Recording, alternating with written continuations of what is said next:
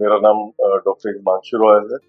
मैं सृजन fertility clinic Patna में बतौर कंसल्टेंट हूँ और इस फर्टिलिटी सीरीज की ही इसी श्रृंखला में आज हम लोग बात करेंगे एक नए टॉपिक पे, टेस्टोस्टेरोन हार्मोन के बारे में।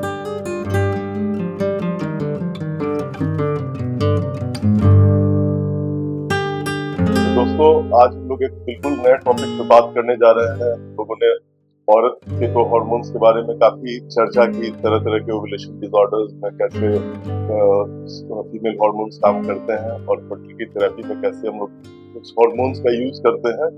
आज हम लोग बात करने जा रहे हैं एक दूसरे हार्मोन की, जो कि पुरुषों में मेनली पाया जाता है, औरतों में भी पाया जाता है, बट उसमें उसकी मात्रा बहुत कम होती है, और ये हार्मोन है टेस्टोस्टेरोन। जी, मुझे पता है सब लोग टेस्टोस्टेरोन का नाम जरूर सुने होंगे, इसलिए कि इसका उपयोग आजकल जिम करने वाले जो बच्चे होते हैं, युवा होते हैं, इवन जो बड़े बुजुर्ग भी होते हैं वो लोग भी करते हैं, और इसका सप्लीमेंट्स लेने का आजकल काफी फैशन आया हुआ है। तो हमें इसके बारे में जानना है कि आखिर ये होता क्या। तो टेस्टोस्टेरोन हार्मोन पुरुष के टेस्टिस से निकलने वाला सेक्स स्टेरॉयड हार्मोन है। जैसे औरत में एस्ट्रोजन होता है, उसी तरह पुरुषों में मेनली टेस्टोस्टेरोन होता है, जो कि एक मेल सेक्स हार्मोन है, और टेस्टिस से निकल के ये पूरे बॉडी में जाता है। लेकिन इसका काम केवल सेक्स से रिलेटेड नहीं है, इसका काम बॉडी में इसके रिसेप्टर्स जो होते हैं, जहाँ जाके ये काम करता है। आपको आश्चर्य होगा, मांसपेशियां जो होती हैं, हमारी हड्डी जो होती है, ये सब जगह टेस्टोस्टेरोन हार्मोन काम करते हैं, और इसका जो मेन वर्क रहता है मांसपेशियों को मजबूत करना, हड्डी मजबूत करना। और जैसे औरतों में एस्ट्रोजन हार्मोन इसका ये काम करता है, उसी तरह पुरुषों में टेस्टोस्टेरोन हार्मोन काम करता है। साथ में टेस्टोस्टेरोन हार्मोन ब्रेन में जाके सेक्सुअलिटी को प्रभावित करता है। तो लिबिडो जो होता है, सेक्स की चाहत होती है, सेक्स की इच्छा जो होती है, वो काफी टेस्टोस्टेरोन पे डिपेंड करता है। तो अगर किसी में टेस्टोस्टेरोन हार्मोन की कमी हो जाए तो उससे सेक्सुअलिटी का भी प्रॉब्लम हो सकता है, हाइपोसेक्सुअल हो सकता है, हाइपोसेक्सुअल हो सकता है, उसके कमजोरी आ सकती है, मसल्स वीक होने लगते हैं, बोन्स वीक होने लगते हैं। तो इसीलिए टेस्टोस्टेरोन हार्मोन का हम लोग काफी इधर प्रभाव देख रहे हैं। अगर फर्टिलिटी वाले लोग जो रहते हैं, पुरुष रहते हैं जिनमें स्पर्म की मात्रा कम रहती है, तो उन लोगों में काफी कंफ्यूजन है टेस्टोस्टेरोन हार्मोन को लेकर। तो देखिए, जो स्पर्म्स का काउंट होता है वो टेस्टोस्टेरोन से डायरेक्टली अफेक्टेड नहीं होता है। जो टेस्टिस में जो स्पर्म्स बनते हैं उसका सिस्टम अलग होता है, वो बनता है एफएसएच हार्मोन जो ब्रेन से निकलता है उससे, और जो टेस्टिस से जो टेस्टोस्टेरोन हार्मोन होता है वो ब्रेन से एक दूसरा हार्मोन होता है जिसे ल्यूटिनाइजिंग हार्मोन या एलएच बोलते हैं, उससे। तो स्पर्म बनने का जो सिस्टम होता है और टेस्टोस्टेरोन हार्मोन बनने का जो सिस्टम होता है वो दोनों अलग अलग होता है। हो सकता है कि किसी पुरुष में स्पर्म्स की मात्रा बहुत अच्छी हो, लेकिन तभी भी उसको सेक्स के फंक्शन में प्रॉब्लम, इरेक्टाइल डिसफंक्शन और टेस्टोस्टेरोन हार्मोन की कमी। और इसके विपरीत ये भी हो सकता है कि स्पर्म्स की मात्रा तो बहुत कम है, 0 स्पर्म है, लेकिन टेस्टोस्टेरोन बिल्कुल नॉर्मल है और उससे सेक्स का कोई प्रॉब्लम नहीं।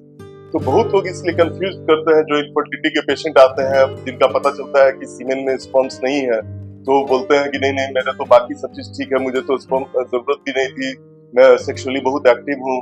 लेकिन ये दोस्तों जानना होगा कि सेक्सुअलिटी और फर्टिलिटी दोनों अलग अलग चीज है। सेक्सुअलिटी काफी हद तक टेस्टोस्टेरोन हार्मोन पे डिपेंड करता है, सेक्स हार्मोन पे, जबकि फर्टिलिटी डिपेंड करता है स्पर्म्स के काउंट और मोटिलिटी पे। तो अगर इस तरह के पुरुषों में जिन लोगों में केवल स्पर्म्स ठीक है और टेस्टोस्टेरोन हार्मोन की कमी है, उन लोगों को भी टेस्टोस्टेरोन बाहर से अगर दिया जाए तो ये स्पर्म्स के एक्टिवेशन को प्रभावित करती है, स्पर्म के प्रोडक्शन को प्रभावित करती है, और उन्हें मना रहता है कि नहीं, आप ये डायरेक्टली टेस्टोस्टेरोन नहीं लीजिए। टेस्टोस्टेरोन केवल उन पुरुषों को जरूरत होता है, इनफर्टिलिटी के पुरुषों को जिनमें 0 स्पर्म्स है, और जो एफएसएच एलएच हार्मोन जिनकी हम चर्चा कर रहे थे, वे अगर हार्मोन्स कम हो तब फिर उसमें देखा जाता है टेस्टोस्टेरोन का लेवल, और टेस्टोस्टेरोन का लेवल अगर ब्लड में कम रहता है तब उसको टेस्टोस्टेरोन थेरेपी दी जाती है।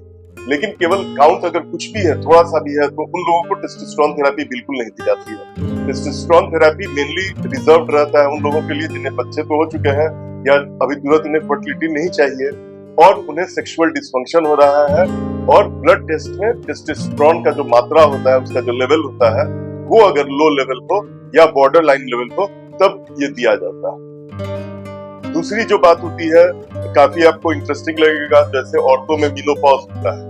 मीनोपॉज मतलब मेंस्ट्रुएशन पॉज हो जाना, रुक जाना। उसी तरह पुरुषों को में पहले पता नहीं था कि पुरुषों में भी इस तरह की कोई है सिस्टम क्या जिसमें कि उसका फर्टिलिटी या सेक्स हार्मोन कम होता हो। तो अभी लास्ट विगत कुछ वर्षों के रिसर्च से पता चला है कि पुरुषों में भी ऐसा होता है और इसे एंड्रोपॉज बोलते हैं। लेकिन पुरुषों को तो मासिक धर्म आता नहीं है, तो पता चले कि मासिक रुक गया तो एंड्रोपॉज आ गया। लेकिन सेक्सुअल डिस्फंक्शन होना, इरेक्टाइल डिस्फंक्शन होना, कमजोरी लगना, थकावट आना, बोन लॉस होना, मसल लॉस होना, तो ये सब ऐसी चीजें हैं जिससे हम लोग अंदाज लगता है कि एंड्रोपॉज में जा रहे हैं। और काफी 40 इयर्स के बाद में हर 3 साल या 5 साल पे आप टेस्टोस्टेरोन लेवल अपना लैब में करा सकते हैं, जो कि एक बहुत ही साधारण और आसान टेस्ट है। और अगर उसमें आपको टेस्टोस्टेरोन हार्मोन की कमी आती है, तब आप अपने फिजिशियन से सलाह लेकर टेस्टोस्टेरोन रिप्लेसमेंट थेरेपी ले सकते हैं। जैसे कि औरतों में hormone replacement therapy, oestrogen replacement therapy दी जाती है। तो ये थेरेपी लेने से जनरल वेलबींग भी पुरुष को अच्छा रहता है, उसका बोन और मसल्स भी अच्छा रहता है, उसका सेक्सुअल डिस्फंक्शन भी इंप्रूव कर जाता है। तो ये सब ऐसी चीजें हैं जिसके बारे में अभी नया ये सब चीज आ रहा है। तो ये सब चीज की जानकारी पुरुषों को होनी चाहिए, इसलिए कि इरेक्टाइल डिस्फंक्शन हम लोग जानते हैं कि बहुत ही कॉमन हो गया है। More than 50% after the age of 40 years उन लोगों को इरेक्टाइल डिस्फंक्शन होने की संभावना होती है। और अगर हमें कॉज पता चल गया डायरेक्टली, इसलिए कि अधिकतर तो ये साइकोलॉजिकल होता है, लेकिन अगर कोई हम लोग को डिजीज मिल जाती है तो उसका डायरेक्टली ट्रीटमेंट करने से रिजल्ट्स भी बेटर मिलता है। तो दोस्तों, इस तरह हम लोगों ने जाना कि टेस्टोस्टेरोन हार्मोन जो होता है वो कैसे फर्टिलिटी और हमारे जनरल वेलबींग और हमारे सेक्सुअल फंक्शंस पे वो अफेक्ट करता है। धन्यवाद।